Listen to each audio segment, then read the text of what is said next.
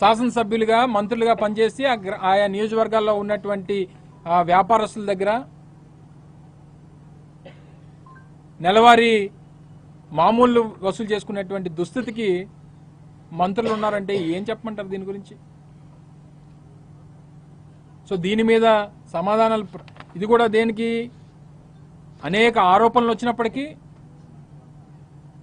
సరిదిద్దుకోకపోతే చివరికి పేపర్లో రాయించి వారి మీద చర్యలు తీసుకునేటువంటి పరిస్థితికి ఈరోజు రాష్ట్రంలో ప్రభుత్వం ఉందనంటే వీటి మీద బుర్రపెట్టడం మానేసి మా పార్టీ నాయకుల్ని, మా పార్టీ కార్యకర్తల్ని, మా పార్టీని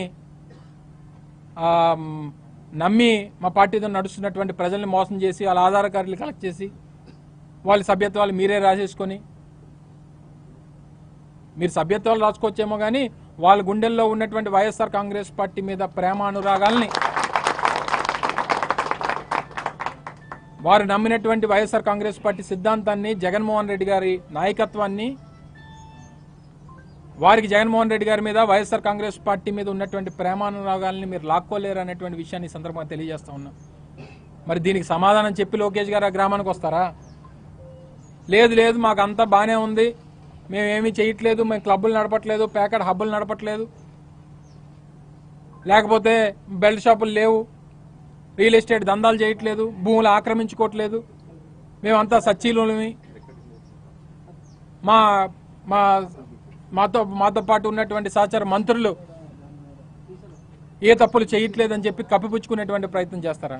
లేకపోతే ఒక దళిత మంత్రి అని చెప్పి మీరు టార్గెట్ చేస్తూ ఉన్నారా? మొన్నటి వరకు మీ అందరికీ తెలుసు, ఉత్తరాంధ్ర ప్రాంతానికి చెందినటువంటి ఒక విజయనగరానికి చెందినటువంటి బీసీ మంత్రి ఎయిర్పోర్ట్లో సహజంగా ఒకరికొకరు ఎదురైనప్పుడు ఏం చేస్తామండి? హిందూ సాంప్రదాయమో లేదా భారతీయ సంస్కృతో ఎదురు పడితే సంస్కారంగా నమస్కారం చేసుకునేటువంటిది మన సాంప్రదాయం. ఆయన సత్యబాబు గారికి ఎదురు పడితే ఆయన నమస్కారం చేశాడని చెప్పి ఆయనతో సారీ చెప్పించేటువంటి పరిస్థితి ఉంది. మన గౌతు లచ్చన్న గారి అమ్మాయి, వాళ్ళ మనవరాళ్ళు పాపం శిరీషమ్మ, వారు గౌతు లచ్చన్న గారి విగ్రహావిష్కరణ విజయవాడలో చేస్తే దానికి మా మాజీ మంత్రి జోగి రమేష్ గారిని ఆహ్వానించారని ఆవిడతో సారీ చెప్పించారు. కొలుసు పార్థసారథి గారు బీసీ మంత్రి, వారితో క్షమాపణ చెప్పించారు. అంటే ఇది కేవలం ఒక ఎస్సీ సామాజిక వర్గానికి చెందినటువంటి మహిళా మంత్రిని మీరు కావాలని చెప్పి వారిని టార్గెట్ చేస్తున్నారా? లేదా బీసీలను వార్న్ చేస్తున్నారా? లేదా మీ సామాజిక వర్గానికి చెందినటువంటి గతంలో దేవినేని ఉమ్మగారు ఉండేవారు గత ప్రభుత్వంలో 2014-19 మధ్యలో, ఆయన నెలకి తిరుపతి 3 లక్షలకు అమ్మేసేవాడు. 3 లక్షలు తక్కువ వేసి తీసుకునేవాడు కాదు. ఆయన మంత్రిగా ఉన్నాడు, ఇరిగేషన్ శాఖ మంత్రిగా 5 సంవత్సరాలు, నెలకు 3 లక్షలు కేవలం తిరుపతి అమ్ముకోవడానికే. సో ఈ రకమైనటువంటి చర్యలతో వారు చేస్తున్నటువంటి అక్రమాలు, అన్యాయాలు ఇవన్నీ వీటి మీద శ్రద్ధ పెట్టండి. పార్టీ సభ్యత్వాలు ఎంతమంది న్యాయంగా ఎంతమంది వస్తే అంతమంది చేయించుకోండి, తప్పే ఉంది. మీ ఆ గ్రామంలో 750 మంది ఓట్లేశారు, ఆ 750 మంది సరే ఇంకో 50 మంది పెరిగారు, వేయించుకోండి.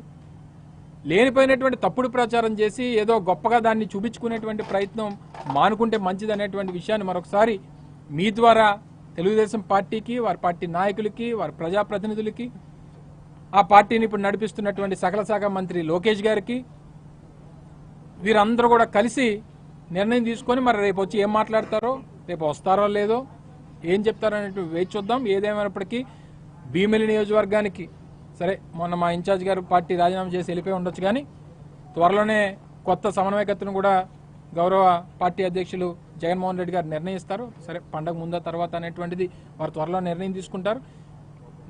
సమన్వయకర్త ఉన్నా లేకపోయినా ఈరోజు జిల్లాలో అత్యంత బలమైనటువంటి వైఎస్ఆర్ కాంగ్రెస్ పార్టీకి నియోజకవర్గం భీమిలి నియోజకవర్గం అంత స్ట్రాంగ్ క్యాడర్ ఉంది.